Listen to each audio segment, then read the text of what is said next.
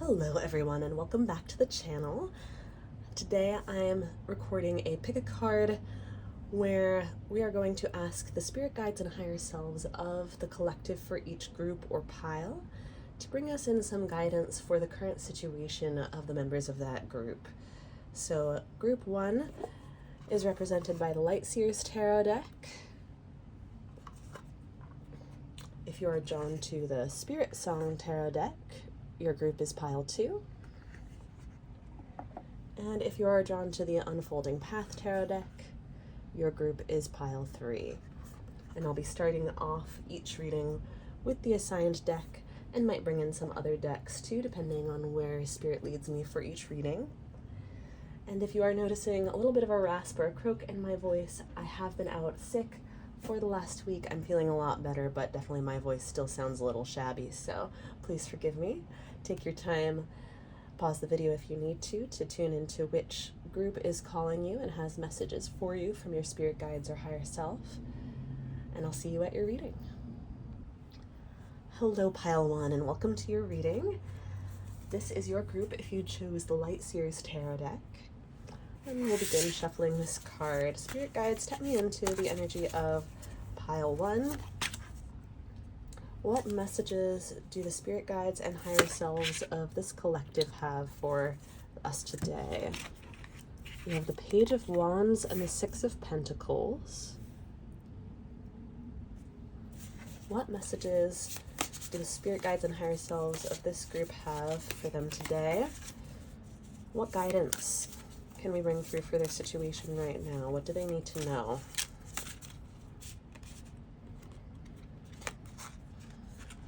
The Wheel, the 10th Major Arcana. I'm being told you have a lot of plates up in the air with these two cards here, and with the Wand up in the air and the Page of Wands card. And I got this feeling of a jolt of an awakening a moment ago as well. We'll see if that gets clarified or comes up again. Four of Pentacles. Interesting. We have the Six of Pentacles and the Four of Pentacles. And funnily enough, there are 4 pentacles depicted. There are 4 wheels depicted on the wheel card in this deck. The Six of Pentacles speaks to giving and receiving. And the Four of Pentacles sometimes speaks to a hesitation to give, a certain reticence or resistance to participating in this free flow of giving and receiving that the Six of Pentacles represents.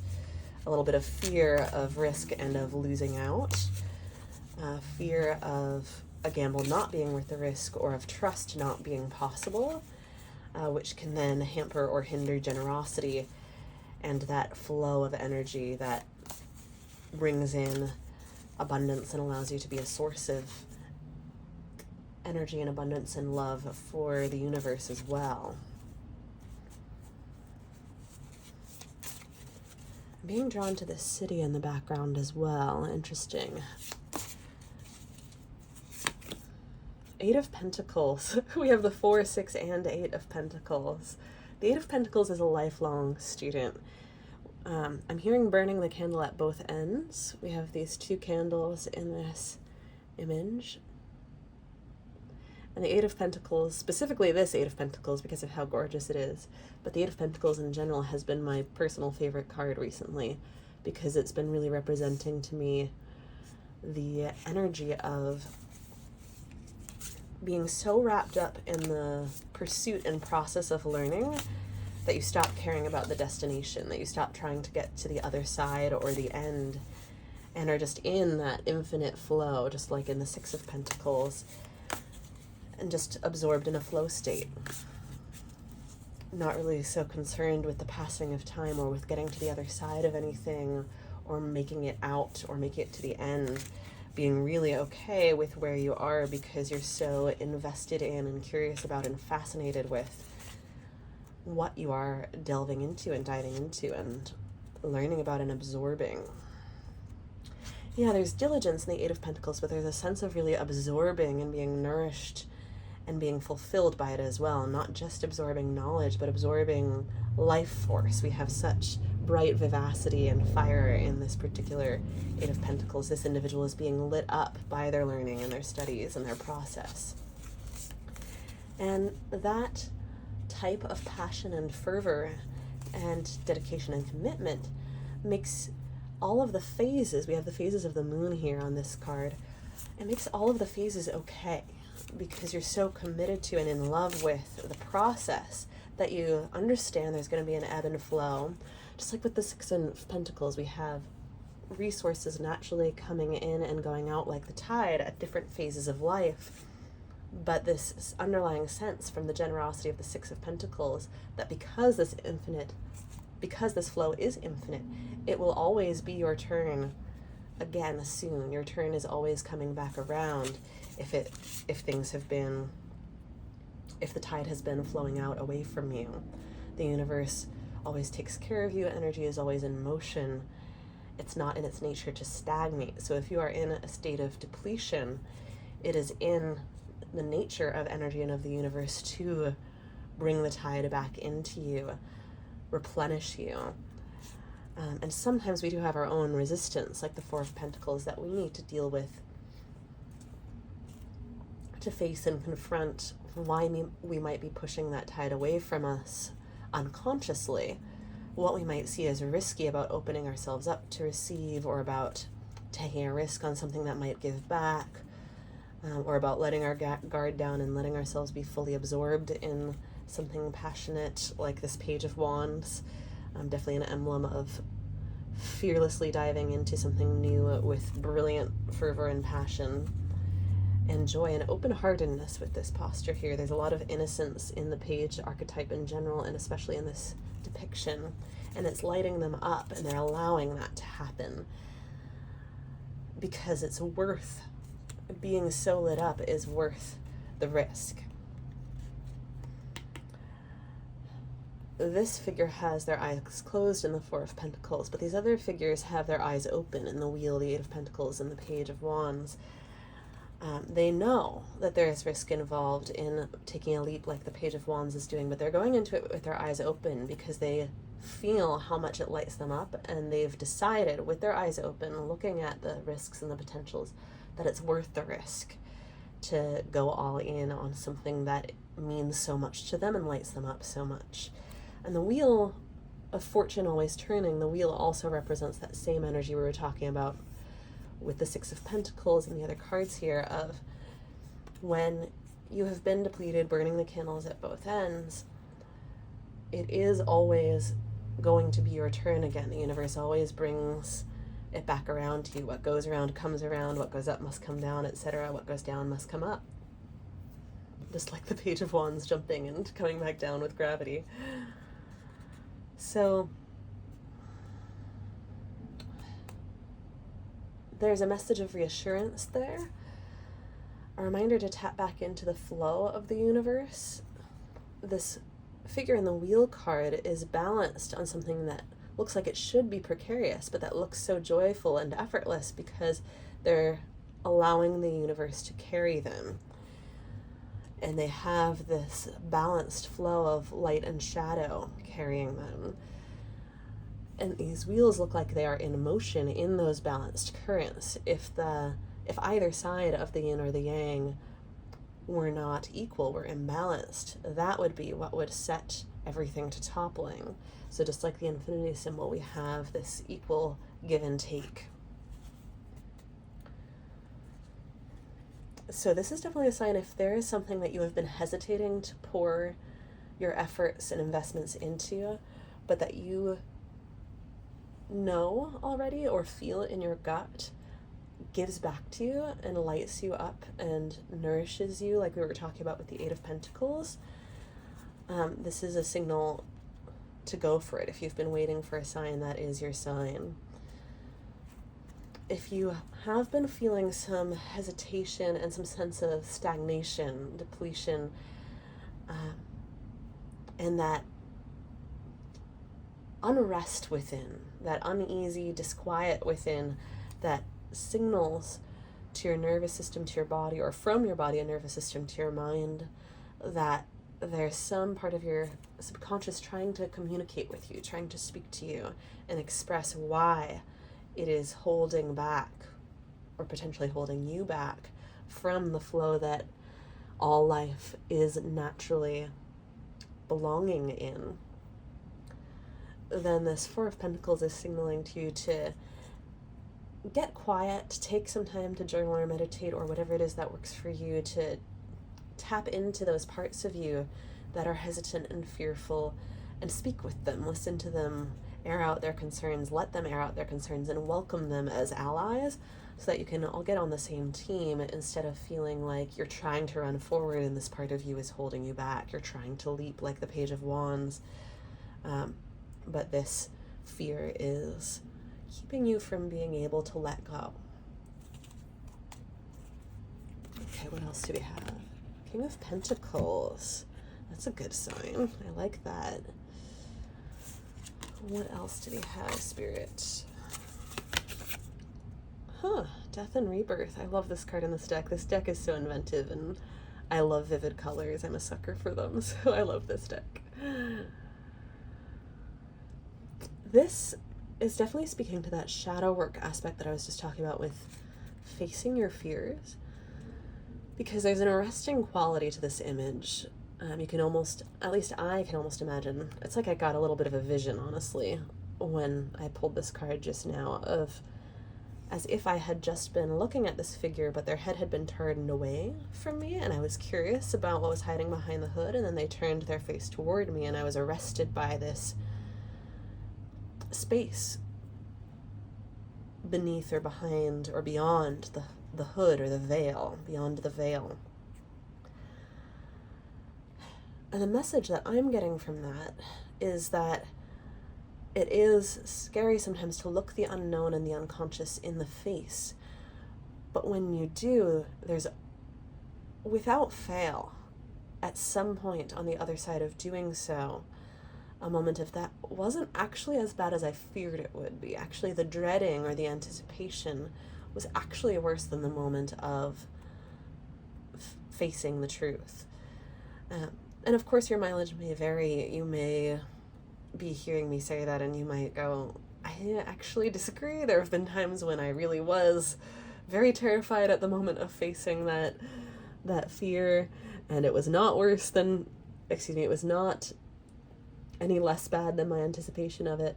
But I think it is also a very common experience that we find the very things we're doing to try to protect ourselves from what we're scared we might face when we turn and confront or look beyond the veil, those very things we're doing to try to protect ourselves, we often find do hurt us more than, quote unquote, ripping off the Band-Aid. And what's even more to the point than that, that's more of a side tangent. The real point that I'm getting from the universe, from Spirit here, is that when you look into the face of the truth, suddenly all things become possible. Because that resistance or denial mode that we go to from self-preservation, the reason that causes stagnation and depletion and this blockage to abundance and receiving and flow is because denying any part of the truth automatically cuts us off from reality, which is where anything at all is possible. Nothing is possible from a place of denial or the absence of truth or turning away from it. So when we look that in the face, we might have been very scared of that blankness or emptiness, but then suddenly we actually move through that initial hump of the fear, the startling, that arrested sensation when it turns to face us, and we see this bright light and infinite space of possibility. It's not this dark void that it had turned into in our fears and in our dreads and in our mind's eye as we, tried to do everything in our power to skirt around the monster. It became this enormous black hole, shadowy void, right? But then when we look into it, there are trees, there's light. We bring the light of our consciousness into it, and that floods the space with possibilities. And sometimes, a different person might look at this scene and see different things. They might see a scene that looks barren from winter, or they might see a scene bright with the hope of spring. So depending on where you are in life, you may feel like your possibilities that are illuminated to you from facing that fear are more abundant or more limited. But the constant is that they are always more abundant when you actually open up to the reality versus when you are trying to hold back from and protect yourself from it, beat around the bush, dance around it, tiptoe around it. How many metaphors can I sling in there? So I hope that is making sense and providing some clarity and illumination and some sense of your spirit guides holding your hand. That's something I'm getting here, is that they're with you on this process. I'm getting a feeling from them that for you it feels like you're turning a corner on this infinity loop, and turning that corner from the tide going out to the tide coming back in feels like losing control of the car, losing control of the steering wheel, but that they're right here with you. They're giving me that sort of Jesus take the wheel feeling from that metaphor of them being by your side as you steer the car of your life. They're right here with you and assisting you in navigating that turn. And that moment of loss of control may actually shine a light on some unexpected things that will be a boon and a blessing. Some different directions you can go in that you may not have realized were there if you had stayed on that tightly controlled, predicted path. Veering off course is sometimes where you find the most amazing detours. You may not have planned them. You may have thought they were a problem at first because they were taking you off course, or because you thought it was a huge mistake that you never recover from, that you veered off course. But then you find out that there's all these blessings on this detour. And over time, it doesn't have to, but it could become something that you actually become very grateful that you were detoured and seemingly derailed into. There's a really strong message of reassurance from your spirit guides on that the detour will become a blessing. Which deck are you taking me to next, Spirit? All right, we're going to the Messages from the Mermaids deck next. What have you got for us, Spirit? Tap me into pile 1. Discernment. Yeah, they're taking me back to that Jesus take the wheel moment. Don't hesitate to ask your intuition, your guides, source itself, spirit itself, the universe for some assistance with discernment at this time. When the road is foggy and misty, seek those who have a bird's eye view over the situation, who have a more objective point of view, who have a stance or a perspective from which they can see more of the road. And sometimes that's other people in your life, sometimes that's spirit guides, sometimes that's meditating so that you can soothe your nervous system and be the one who zooms out yourself, and not making a decision until you get a chance to take a step back and put yourself in context of your past and your future, where you've been and where you want to be going, and get a better sense of who you are in context. What you want is sometimes very different in a vacuum versus in context. And I'm being told that's a reminder that some of you need to put into action. At the same time, don't let the fears, hesitations, stagnation, and resistance of the Four of Pentacles energy trick you into believing that they are merely discernment and merely looking out for your best interest. These fearful parts of you are trying to look out for your best interests, but they have put, maybe they aren't the ones who put it on themselves, but because these parts of us are born out of distress and trauma, they have a certain amount of blinders on. They can't always see the full picture to really get a grasp on what is in your best interests.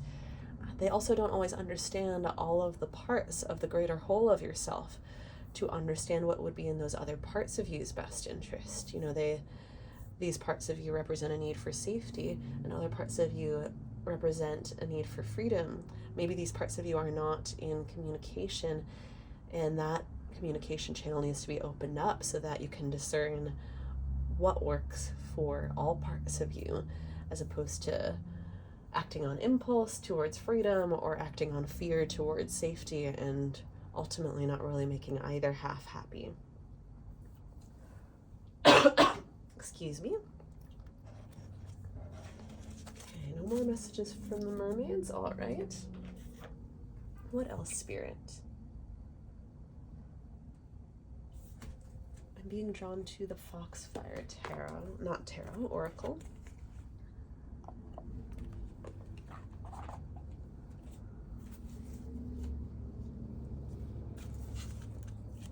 What other messages does Spirit have for this group? What other messages do the Spirit Guides of this group have for them? Memories of the forgotten self. I love how similar the gold and blue on this are to the Page of Wands here. The autumn leaves in this Memories of the Forgotten Self card are adding another dimension to this energy of giving and taking and letting go and then receiving that we have from the other cards here, especially the Six of Pentacles. In autumn, the trees let go of their leaves, and if they didn't, they wouldn't be able to replenish or be replenished with new leaves, new buds, new blossoms, and fruits come spring and the following summer into autumn. And similarly, if this Page of Wands figure had a bunch of weights they were holding on to or attached to their ankles, they wouldn't be able to execute this leap of faith that they're taking. Their passion that is burning so brightly and lighting them up would be hindered. So there is a message coming through here about something that needs to be let go and relinquished, so that you can have everything you truly want. It may be something that you thought you wanted before, or maybe, that's what I'm getting from Spirit here, is something that you thought you wanted, but that either didn't turn out to be what you hoped it would be.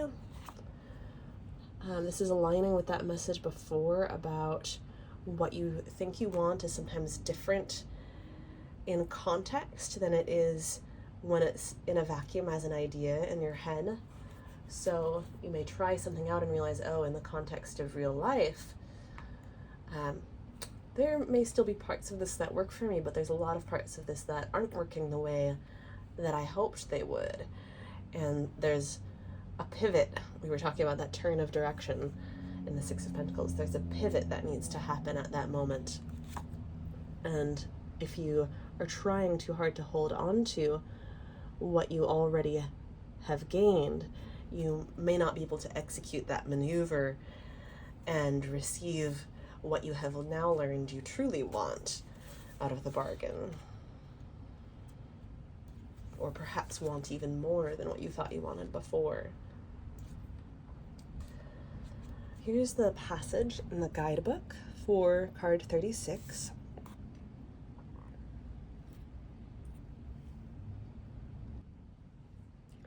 Feel free to take a screenshot so you can come back to this later. When did you forget all of who you are, dear one? When did you begin to believe what others say is true of you? And turn away from the quiet certainty of the internal voice, the voice of your soul, calling you back to remember all of who you were. Did it become too difficult? Did it seem that others perhaps knew more than you, more than the ancient self who has traveled with you for millennia? Can you see now that it is impossible for another to know you better than the voice of your own immortal soul knows you? At whatever time it was that the voice of your soul was smothered, it never was quiet, and it found its way through the labyrinth of self-doubt and fear until it rose up within you. It is with you now, the forgotten self, urging you to remember, showing you scenes of who you once were in this lifetime. the visions you had as a child, the times you stood firm in your own trust and belief in yourself. It will first whisper to you of the truths of the soul, sharing the secrets of who you are, reviving memories and dreams of other times and within this lifetime. Then that voice will grow stronger, showing you moment after moment until you, bright soul, finally remember. And at that moment, which is coming for you, your own voice and the voice of your soul will entwine as one, and you will no longer be who others feel you should be. You will incarnate again in this lifetime as the once forgotten self, now remembered and alive and present.